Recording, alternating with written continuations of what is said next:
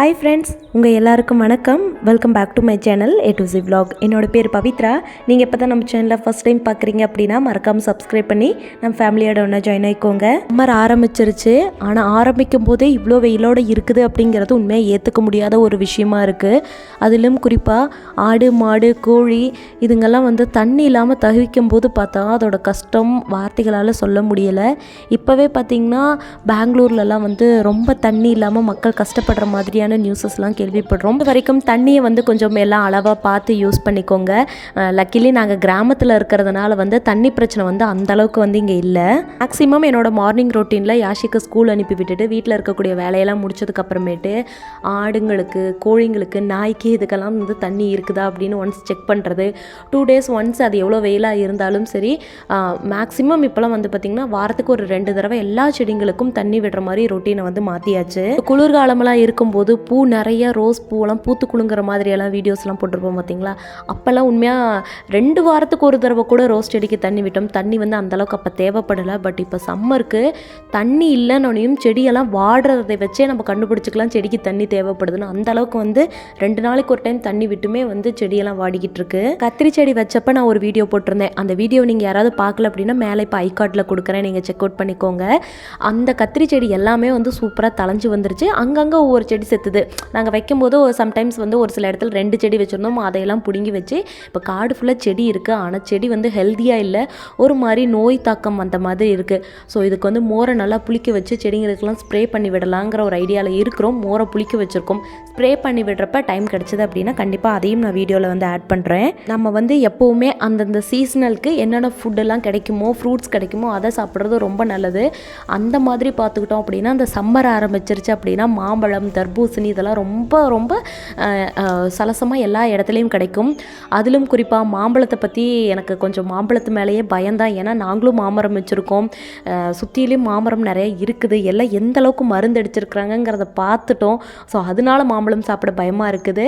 தர்பூசணி சாப்பிட்லான்னு பார்த்தா அதுலேயுமே இப்போ இன்ஜெக்ஷன்ஸ் கலர்ஸ் ஆட் பண்ணுறாங்க, அந்த மாதிரியெல்லாம் நியூஸஸ் வருது.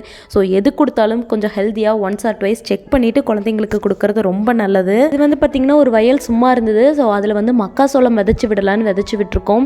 ஏன்னா இப்போ தானே சம்மர் ஸ்டார்ட் ஆகிருக்கு. இன்னும் இன்பிட்வீனில் போனால் மாடுங்களுக்கெல்லாம் பச்சை தீவனம் ஒன்றும் இருக்காது அப்படிங்கிறதுக்காக சரி இதையாவது அறுத்து போடலாம் அப்படின்னு சொல்லி ஊனி விட்டுருக்கோம். சாரிங்க, வீடியோவில் அவ்வளோ கிளாரிட்டியாக தெரியல. ஆனால் எல்லாமே பார்த்திங்கன்னா ஒரு ஆள்காட்டி விரல் அளவுக்கு நல்லா வளர்ந்துருக்குது.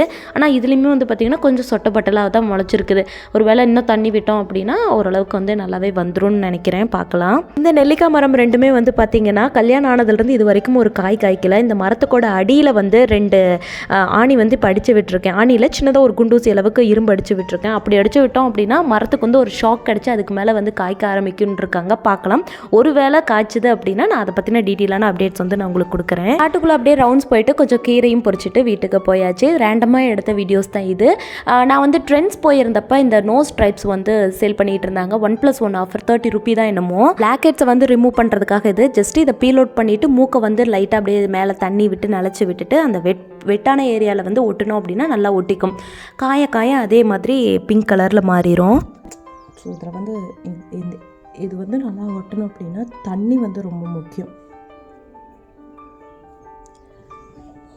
நான் பண்ண தப்ப நீங்கள் பண்ணிடாதீங்க. அடியில் தான் ஒட்டுது. நான் நினச்சேன் அந்த ஒயிட் கலரில் இருக்கும் இல்லையா அதை பீல் அவுட் பண்ணிட்டு அப்படியே ஒட்டணுண்டு. பட் அப்படி எதுவும் இல்லை. நான் ஸ்ட்ரைப்ஸ் எல்லாம் பேசுகிறேன். ஜஸ்ட்டு வெட் வாட்டர் வச்சு அந்த பிங்க் கலர் தான் மூக்கு மேலே படுற மாதிரி ஒட்டணும். இது எனக்கு எப்படி ஒட்டுறதுன்னு ஃபஸ்ட்டு ப்ரொசீஜர் தெரில. அப்புறம் ஒன்ஸ் ஒட்டதுக்கப்புறம் செகண்ட் இது நல்லா யூஸ் பண்ணேன். பட் அதை நான் வீடியோ எடுக்கலை. ரிமூவ் பண்ணுறதையும் நான் வீடியோ எடுக்கலை. ஆனால் மோஸ்ட்டாக ஒரு 80% ஆஃப் பிளாக் ஹெட்ஸ் எல்லாமே இது ரிமூவ் பண்ணிட்டு வந்துருச்சுது. 30 ரூபீஸில் ரொம்ப சூப்பரான ப்ராடக்ட் இது. சார்கோல் பீல் ஆஃப் மாஸ்க்லாம் யூஸ் பண்ணியிருக்கேன். பட் அதை விட இந்த ஸ்டிக்கர் நல்லாவே பிளாக் ஹெட்ஸ் ரிமூவ் பண்ணுது.